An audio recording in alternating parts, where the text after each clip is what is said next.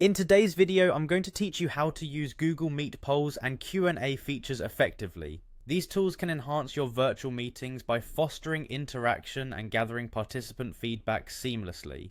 So let's jump right in and explore how you can use these tools to their fullest potential.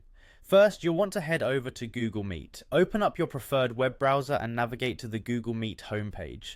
If you're not already signed in, log in with your Google account credentials. This will bring you to your main dashboard where you can see any upcoming meetings you've scheduled or join one that's currently in progress. Once here, you'll need to set up a new meeting. Look for the new meeting option, which is typically highlighted prominently on the main page. Click on it and you'll be presented with a few options. For this tutorial, we're going to start an instant meeting. By doing so, you can immediately dive into using Google Meet's interactive features without having to set a schedule. Now that your meeting is underway, let's delve into the interactive tools. On your meeting screen at the bottom right, you'll see the waffle icon. It's the icon that looks like a grid of small squares. Clicking on it will reveal a sidebar of additional options available within your meeting.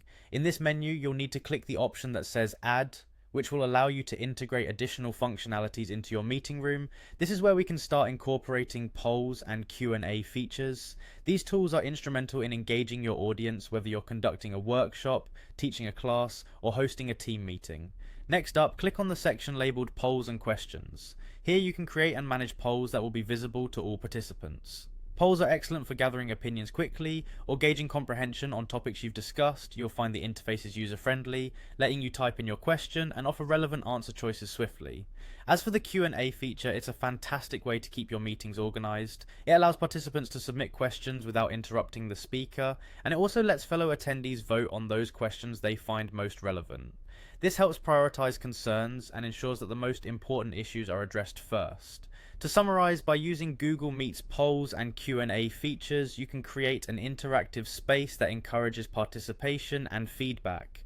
All it takes is a few clicks to initiate these features, making your meetings not just informational, but also engaging and dynamic.